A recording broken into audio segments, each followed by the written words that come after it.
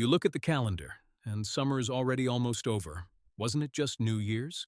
The weeks that once felt endless now vanish before you can get a grip on them. But the real answer is far stranger. Your life is not literally speeding up, but your brain may be storing less of what makes time feel long. A minute is still 60 seconds. A year is still 365 days. Give or take a leap day. Yet, clock time and lived time are not the same thing, because your brain never experiences time like a stopwatch. It builds time from attention, emotion, change, and memory. So what happens when those ingredients change? Think about a childhood summer. A single afternoon could feel huge. You woke up with no packed calendar, wandered outside, found a creek, scraped a knee, met a new kid, and made it home when the streetlights came on. Each moment had edges. Why did those days seem almost too big to fit inside them? Now think about last Tuesday. Maybe you got up, checked your phone, took the same route, answered the same kinds of messages, and ended the night on the same side of the couch. The day may have been busy, even exhausting, but busyness is not the same as memorability. When very little separates one day from the next, your brain compresses the whole stretch into a smaller mental file. Could that be why an entire month can feel like a blur? More than a century ago, psychologist William James noticed that youth feels full of vivid firsts, while adulthood is packed with familiar repetitions. In childhood, nearly everything is new. Your first day of school, first sleepover, first roller coaster, first road trip, and first real heartbreak all demand attention because your brain has no finished template for them. Later, experience lets your brain predict what comes next and run familiar routines on autopilot. What if efficiency is quietly shortening your life in memory? That does not mean fewer years are actually being lived. It means fewer distinct markers may be left behind. Picture a road with signs every 100 feet. Then picture another road with one sign every 10 miles. The second road may be just as long, but looking back, it seems emptier. Memory markers work in a similar way. How many signs did your brain place along this past week? There's an older explanation called the proportional theory of time. The 19th century thinker Paul Janet argued that each year feels smaller because it becomes a smaller fraction of your total life. At age 10, 1 year equals about 1/10 of everything you have lived, while at age 50, it equals only about 1/50th. The math sounds convincing, but does your brain really calculate life as a fraction? Probably not in any simple way. A vacation can feel incredibly fast while it is happening, then surprisingly long when you remember it later. A boring meeting can crawl in the moment, then almost disappear from memory by Friday. This is known as the holiday paradox. Enjoyable time flies during the experience but expands afterward because it leaves behind more varied memories. How can the same hours be both short and long? Your brain uses at least two different clocks. The first measures time while you are living it. The second reconstructs time after the event is over, using whatever details were stored as evidence. Researchers call these prospective and retrospective timing, which simply mean judging time during an experience or looking back on it later. Which clock controls the feeling that your life is racing? Most of the long-term effect comes from the clock that looks backward. When you are waiting at the DMV and watching the numbers barely move, attention sticks to time itself. Every minute feels expensive. But when you're caught up in a great conversation, a playoff game, or a project that matters, attention leaves the clock and the hours fly. Why does the story change when you look back? The DMV may leave only one memory: waiting. The meaningful afternoon may leave dozens of details, including a joke, a surprise, a difficult choice, and the exact color of the sky when you walked outside. Later, your brain sees all those details and concludes that a lot must have happened. The experience felt short in the moment, but becomes large in memory. Is a full life measured by hours, or by the details that survive them? Psychologist Mark Whitman and researcher Sandra Lenhoff tested beliefs about the speed of time in people from 14 to 94 years old.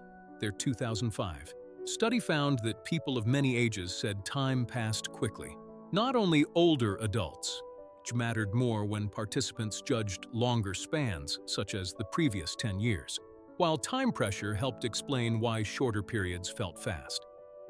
The sensation was real, but the simple claim that every year automatically accelerates with age was too neat.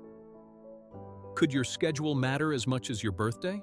Modern adulthood is packed with repeated urgency. Emails arrive, errands stack up, bills renew, and one deadline hands you off to the next, like a relay race that never ends. Because your attention stays fixed on what must happen next, the present becomes a hallway you rush through rather than a room you actually enter. Then Friday night arrives, and the week seems to have vanished. Where did all that time go? Some of it disappeared into prediction. Your brain is a forecasting machine, always trying to spend less energy on familiar situations. When the morning routine unfolds exactly as expected, the brain can process it with fewer updates, almost like reusing an old map instead of drawing a new one. That efficiency is useful because it leaves mental energy for danger, change, and difficult decisions. But what does a perfectly predicted day look like in memory? It looks thin. Novelty makes time thicker because surprise forces your attention to wake up. In experiments on the Oddball Effect, researcher Peter Tse and his colleagues showed people a series of repeated images with one unexpected image mixed in.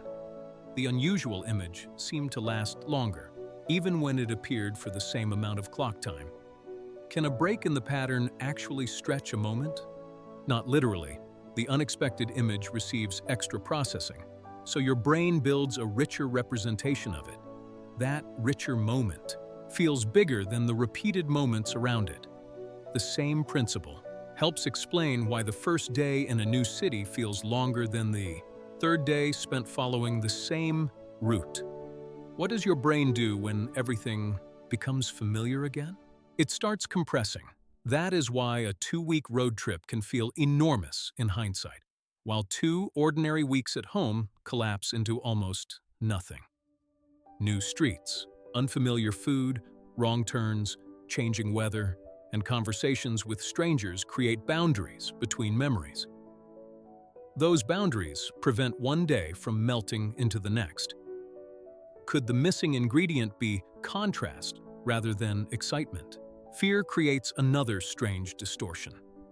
In a 2007 study led by neuroscientist David Eagleman and researcher Chess Stetson, participants experienced a terrifying backward free fall into a safety net. They later judged their own falls as lasting longer, but a special wrist display showed that they had not gained super-fast visual perception during the drop. The slow-motion feeling appeared to be a reconstruction, not a hidden camera mode inside the brain. Why would fear make memory expand? A threatening moment turns attention all the way up. Your brain collects details because details may help you survive the next threat. A near accident can leave a sharp sequence of images, while the safe drive taken every morning barely leaves a trace. Looking back at the dense memory creates the impression that the moment itself unfolded slowly. Does that mean danger is the answer to a longer life? Thankfully, nomad trauma can distort time at a terrible cost, and chasing fear is not a healthy shortcut. The useful lesson is that attention and change create density without requiring danger. A new skill, a different neighborhood, an honest conversation, or a small decision that breaks routine can give your brain something real to encode. How often does adulthood offer those moments on purpose? Usually, not often enough. Childhood comes with built-in chapters: grades, teachers, birthdays, growth spurts, first jobs, and summer breaks. Adulthood can turn into one long middle section where the cast, setting, and daily plot barely change. Even major years may be remembered mainly by where you worked or which apartment you lived in. What if time feels faster because the chapters have stopped getting titles? Then your phone adds a counterintuitive twist. A feed looks endlessly new. Every swipe delivers another face. Headline, joke, argument, or "you've got to see this" moment. Yet the structure never changes. Swipe, react, forget, repeat. Your brain receives constant stimulation but few durable landmarks. Could endless content create an almost empty memory? That is the trap. Information is not the same as experience, and stimulation is not the same as novelty. 100 short clips can blur into a single memory called scrolling, while 10 minutes spent learning a neighbor's story may remain clear for years. The feed feels full during the moment and hollow afterward. How many hours have vanished inside that bargain? Attention also changes with stress. When your mind keeps rehearsing tomorrow's problems, part of your awareness leaves the present before the present is finished.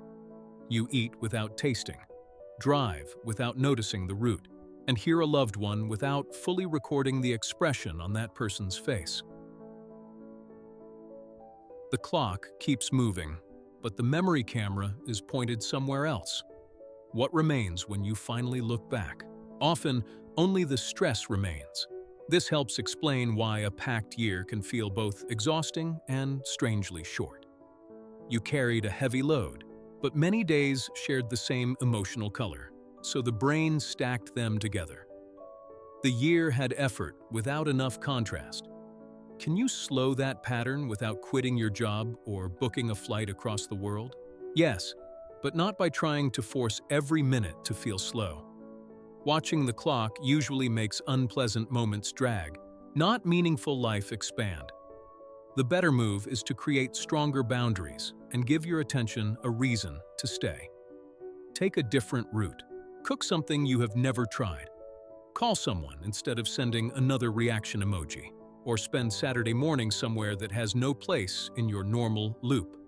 Could a small change be enough? Small changes are often ideal because memory responds to difference, not price. A new coffee shop can work. So can a first attempt at sketching, a pickup basketball game, a museum across town, or a walk taken without earbuds. The point is not to cram your calendar with bucket list stunts, because an overloaded schedule can create even more blur. What matters is whether the experience has a clear shape. You can also mark endings.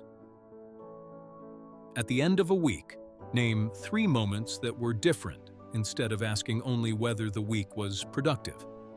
Write 1 sentence about each. Take 1 intentional photo or tell the story to someone who was not there.